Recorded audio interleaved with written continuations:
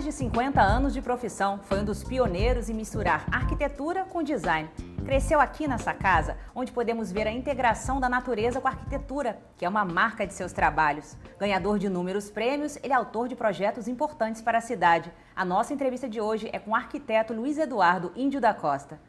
Muito obrigada por nos receber aqui no seu escritório. Obrigado a vocês pela oportunidade. O senhor se formou na atual UFRJ nos anos 60. O senhor chegou a sofrer influência da arquitetura brasileira dos anos 50, quando ela buscava uma coisa mais genuína? Lógico, certamente. Ninguém é imune, né? Todo mundo, felizmente, é permeável às coisas que acontecem em volta.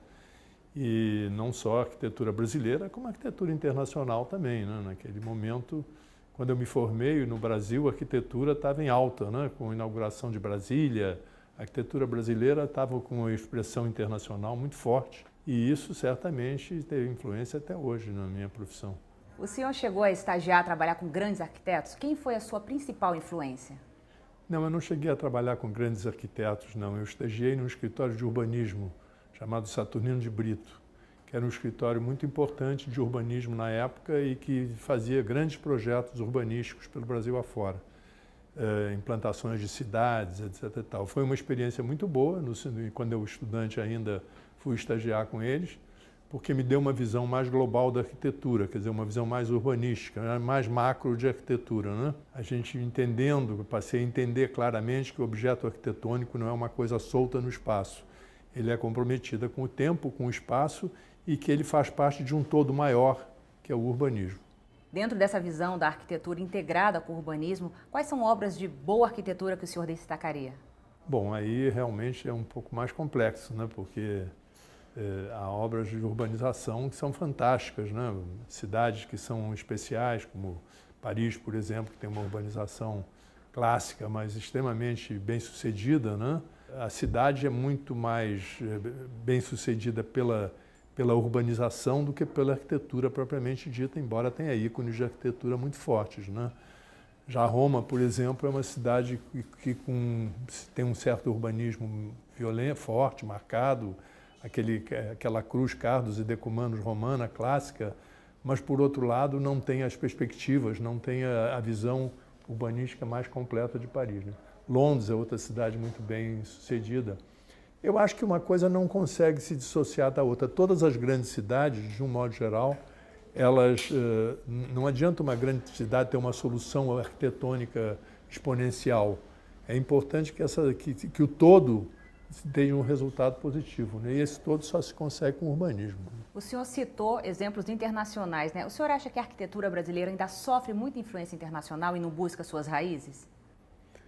Não, eu acho que a arquitetura brasileira ela sofre influências internacionais, sem dúvida.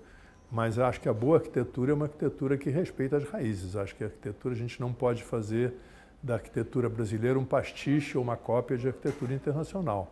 Nós temos uma cultura, nós temos um meio ambiente, nós temos toda uma história atrás de nós que faz com que a nossa arquitetura seja diferenciada. E é essa arquitetura que a gente procura. Como é o seu processo de criação? O senhor começa de um croquis, de uma ideia? O senhor começa do lado de fora, do lado de dentro, pensando numa obra? Acho que todo projeto começa mesmo com grande entusiasmo, né? E uma vontade de fazer alguma coisa nova, alguma coisa melhor, alguma coisa diferente, alguma coisa que acrescente alguma ideia, algum insight, alguma coisa que possa de alguma maneira ter expressão realmente.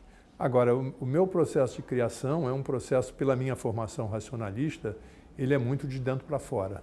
Ele nasce de dentro para fora, quer dizer, eu não acho que há arquitetos internacionais e mesmo nacionais de muito boa qualidade e que a arquitetura nasce claramente de fora para dentro, né? O Oscar Niemeyer, por exemplo, é um caso claro e típico de que a parte estética da arquitetura predomina sobre a função e a arquitetura dele nasce de uma forma já pré-estabelecida. A minha arquitetura, de um modo geral, ela funciona ao contrário, ela funciona de dentro para fora e a forma vai acontecendo em função do que acontece lá dentro. Até porque eu entendo que a arquitetura, na verdade, é muito mais um espaço negativo que você usa lá dentro do que uma fachada ou uma vista externa. Eu acho que a arquitetura é como se eu já disse isso alguma vez numa outra ocasião, mas toda vez que eu faço um projeto, se eu pudesse de alguma forma congelar o espaço que eu estou criando, o volume que está sendo criado, e depois enxergar ele congelado, essa é que eu acho que é a arquitetura, não é propriamente o que de fora para dentro, mas sim o de dentro para fora. E eu normalmente no meu projeto nasce com croquis, sim, uma coisa feita à mão e tal, principalmente os projetos mais orgânicos. Projetos mais racionais, mais ortogonais, às vezes a gente começa até pelo computador. Quando é racionalismo, quando a estrutura comanda, quando a estrutura é toda modulada, aí você pode começar pelo computador, mas até pelo hábito da geração eu gosto de desenhar, né? Então começo pelo desenho. O senhor falou dessa coisa da arquitetura congelar um tempo e espaço, né? Só que a arquitetura também ela está inserida num tempo e espaço. Como a arquitetura pode seguir, por exemplo, tendências que estão aí em evidência, mas não que seja só o molde da tendência, que ela consiga entrar dentro da obra e essa obra seja eternizada? Aí você está fazendo uma pergunta um pouco mais complexa. Eu acho que a arquitetura, na realidade, ela ainda é muito estática e o mundo moderno é muito dinâmico. Então, existe uma dicotomia, uma dificuldade aí que a gente tem na hora de fazer arquitetura. Eu gostaria de fazer uma arquitetura toda móvel, que se movimentasse, que as paredes abrissem, que os tetos voassem, que o chão desaparecesse, enfim, uma arquitetura de múltiplo uso, que ela tivesse múltipla função. O espaço que eu crio, se ele pudesse ser multifuncional e se ele pudesse ser evolutivo e se adaptar, seria realmente muito mais conveniente. Mas a gente ainda não tem essa tecnologia tão clara, né? E o método construtivo da arquitetura, da construção, é ainda muito primário, pouco tem evoluído nesses séculos. Agora, ultimamente, a gente está com uma abertura maior, com mais possibilidade de maiores organicidades, mas até muito pouco tempo atrás era basicamente um tijolinho em cima de um tijolinho, né? Era uma coisa que os egípcios já faziam há 5.000 anos. Então, eu acho que isso é uma pena, é uma das coisas que me frustra um pouco na arquitetura. Sempre que eu posso, eu faço arquitetura dinâmica, eu faço o teto se abrir, eu faço a parede escorrer, eu faço a arquitetura se identificar, se abrir mais para o meio ambiente, né? O senhor consegue distinguir um estilo, uma característica própria nos seus trabalhos? Olha, eu não sou crítico de arquitetura e não me cabe muito analisar a minha arquitetura, eu deixo isso para os críticos de arquitetura. Agora, eu distingo alguns princípios, sim, realmente, quer dizer, eu gosto de uma arquitetura que seja uma arquitetura que respeite a natureza, uma arquitetura que se integre fortemente com a natureza. Eu procuro muito com que os espaços internos se comuniquem de forma gradativa com o exterior. Eu acho que a gente vive num país tropical muito forte, com luz muito violenta. Então, eu acho que há princípios de arquitetura brasileira e convencional e mesmo histórica que eu acho que são importantes. O Beral, por exemplo, que é uma coisa muito pouco usada na arquitetura internacional hoje, eu acho que ele é essencial nos trópicos. Eu acho que o Beral faz com que a casa fique protegida, ou a construção, seja ela que construção for. Mas eu acho que ela fique protegida, que você, num momento de chuva, você possa abrir a janela e não necessariamente ser invadido pela chuva ou pelo vento. Então, eu acho que a transição luminosa também acho muito importante. Você abrir uma porta para a rua e ser ofuscado não é uma sensação que me seja agradável. Então, eu gosto de uma arquitetura que, de alguma maneira, ela vá se mostrando e se abrindo gradativamente e se integrando com o interior, com o exterior, desculpa. O país, nos últimos anos, vem passando por grandes transformações, principalmente a cidade do Rio de Janeiro, mudanças urbanísticas. Como o senhor distingue, por exemplo, essa pressão de ter que inaugurar uma obra desse tempo político, do tempo da arquitetura? A gente está num bom momento para a arquitetura aqui na cidade? Está num ótimo momento para a arquitetura. Indiscutivelmente, a gente está num momento especial. Acho que o Rio de Janeiro teve 3 grandes transformações, talvez você pudesse dizer quando veio Dom João VI. Depois, com Pereira Passos, o Rio de Janeiro também teve um momento muito feliz de urbanização. No período do Lacerda também houve obras de importância, mas agora com as Olimpíadas a gente tem uma oportunidade muito grande, né? Eu acho que os prazos políticos realmente, muitas vezes, a maioria das vezes, eles não coincidem com os prazos técnicos. E acho uma pena que isso aconteça. Começa muitas vezes antes do projeto estar totalmente completo, por conta justamente de um prazo necessário. As Olimpíadas, você não pode dizer que seja um prazo político. As Olimpíadas é um prazo imposto, mas as Olimpíadas também não são novidade. Quer dizer, se as obras de alguma maneira estão atrasadas ou o tempo está sendo espremido, o tempo de concepção, é por falta de planejamento nosso. O senhor, como eu falei na abertura, foi um dos pioneiros em unir arquitetura com design. Foi uma coisa só de pai para filho ou você acha que essa junção é fundamental hoje em dia? Não, eu na realidade eu fiz sempre arquitetura e urbanismo, eu nunca fiz design. Eu passei a fazer design quando meu filho se formou em designer e veio trabalhar comigo. Isso foi na década de 90, no início da década de 90. A primeira experiência que nós tivemos conjunta foi o Rio Cidade Leblon, né?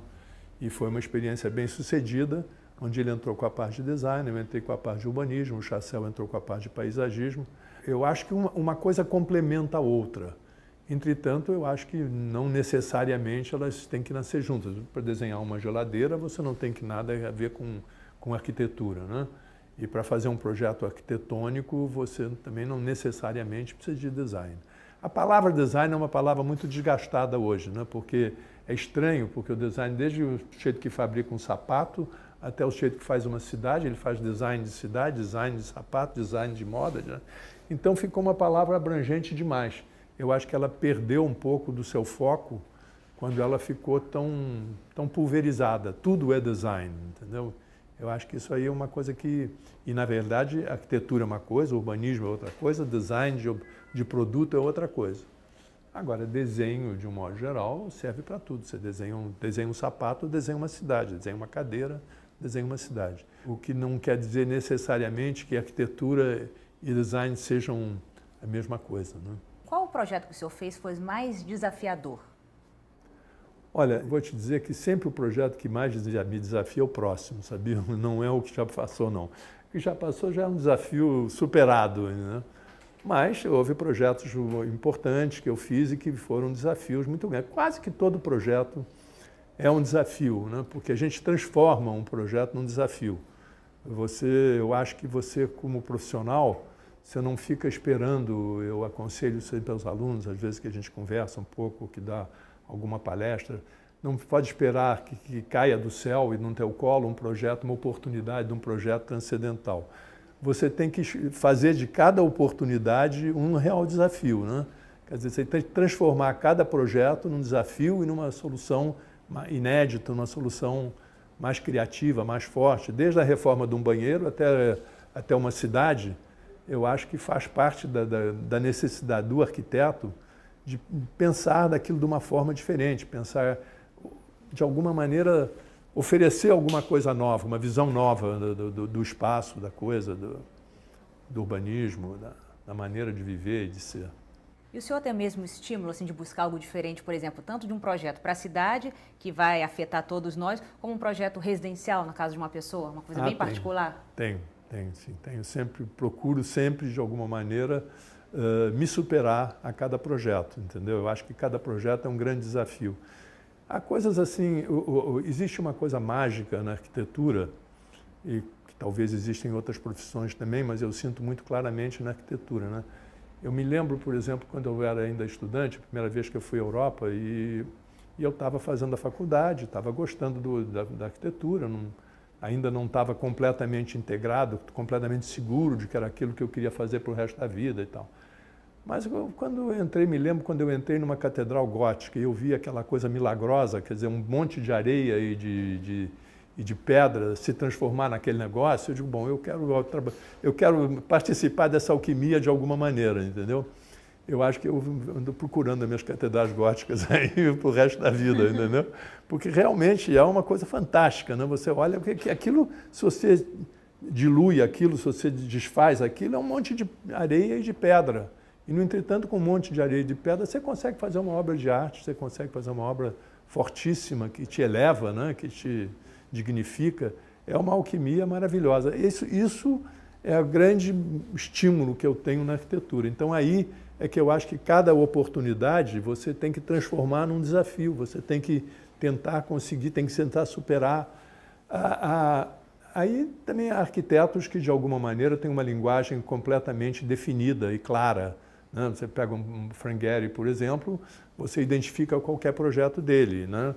o próprio Oscar Niemeyer, embora diversifique na forma e tal, mas também você olha, você vê claramente, né? Quando eu chego a uma coisa que me é satisfatória, aí imediatamente, na próxima vez, ela já não é mais satisfatória.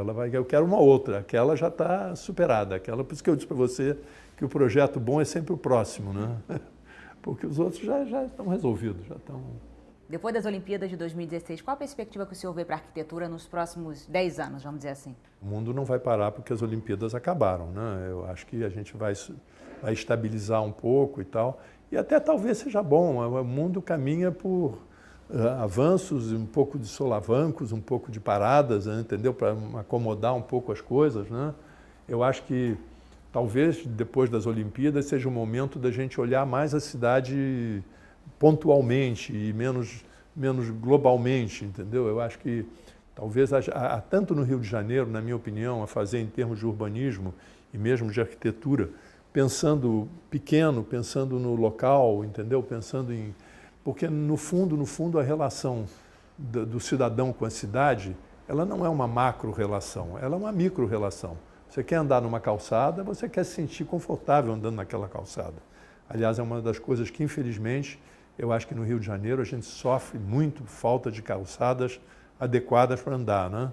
Não se tem essa cultura da calçada, de andar na calçada, de funcionar, você vê as favelas de um modo geral, elas prescindem das calçadas, né? Tenho uma casa lá na Barra da Tijuca, na Estrada Velha de Jacarepaguá, e as construções vão até a beira, fica 1,5 metro de calçada, quando na realidade a calçada é um espaço coletivo, é um espaço importante, talvez muito mais até importante do que o espaço individual de cada um, que é um espaço onde as pessoas se encontram, nas praças, nas calçadas, né? Eu acho que isso, infelizmente, o Rio de Janeiro está mal servido de calçadas. Muito obrigada pela sua entrevista e conhecer um pouco mais da sua vida e do seu trabalho. Muito obrigado a você pela oportunidade. Tenho muito prazer em divulgar e mostrar o meu trabalho. Eu acho que qualquer profissional acho que tem muita alegria em divulgar o seu trabalho, em compartilhar mais do que qualquer coisa o seu trabalho, né?